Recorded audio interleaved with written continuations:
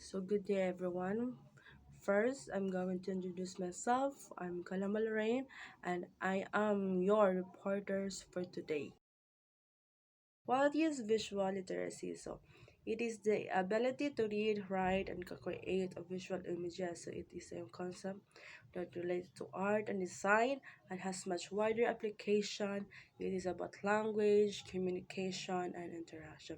So from the word visual, it means visual. Ato ang makita. For example, kanang mga IMs, di ba? Pag maingon atong maisa nga ang atong computer is visual, so dapat mag-create yung mga IMs. Like for example, kanang reporting, tapos wala kay mga wala kay mga laptop, so it means pwede ka makagamit og visual.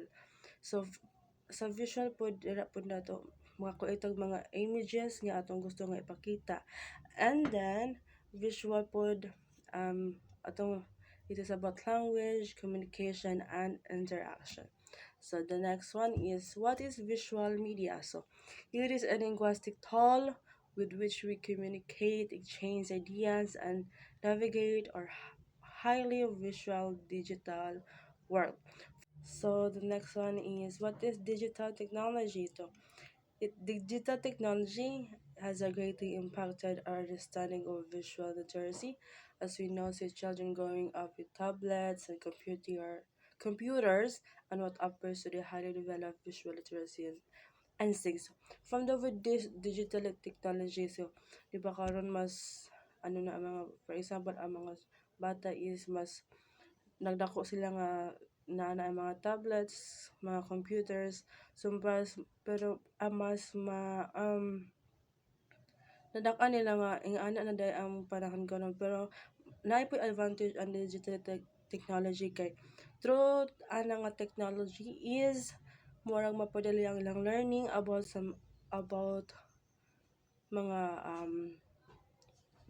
about about sa mga alphabet, mga any kinds of animals, mga ingana. So, through ana nga kuan murag ilahang ng mas na develop pa ilang understanding about any kind nga um, any kind nga kanang makaayo sa ilaha.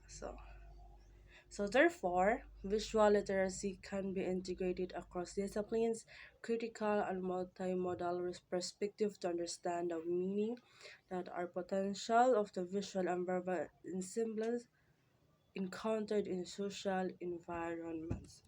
So the next one is what is verbal creativity. So in view of the rapidly increasing complexity of the world, creativity is more important now than ever before.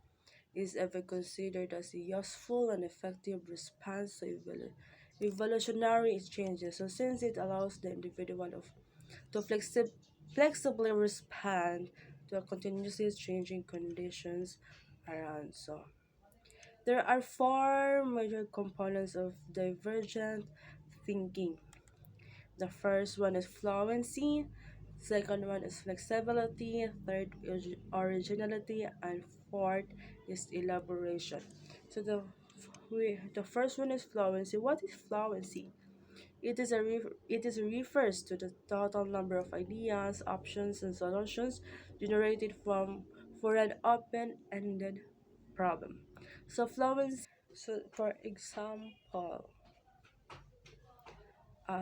you are going to teach a grade 8 students, and kailangan hindi lang isa ang imong ideas kung unsaon nimo pagtudlo og pagtudlo aron ilang masabtan. So kailangan akay ideas nga murag kani siya pwede ni kani siya pwede po, so dapat dili lang isa kun dili muna kay mga options nga imong pagpilian kung unsa. So nga na. So the second one is flexibility. So it is the number of conceptual categories. The third one is originality. It is the aspect of created or invented works and is about statistical of responses related to the task compared with original ideas. So from the word originality. So na kailangan na kay originality sa imuhang creative. Kailangan imuhang dili ka mag copy paste like kini kailangan na kay imuhang kagalingon nga mga nakay kalingon mo na invent nga mga ideas laging ana. So the last one is elaboration. So it is the ability to expand on an idea with details and the ability to create an intricate plan. So from the word elaboration, so kailangan elaboration kanang nakay ability ba nga mga create kag mga plano para ma-expand pa ang imong idea ug mga imong idea about ang ana nga mga situation.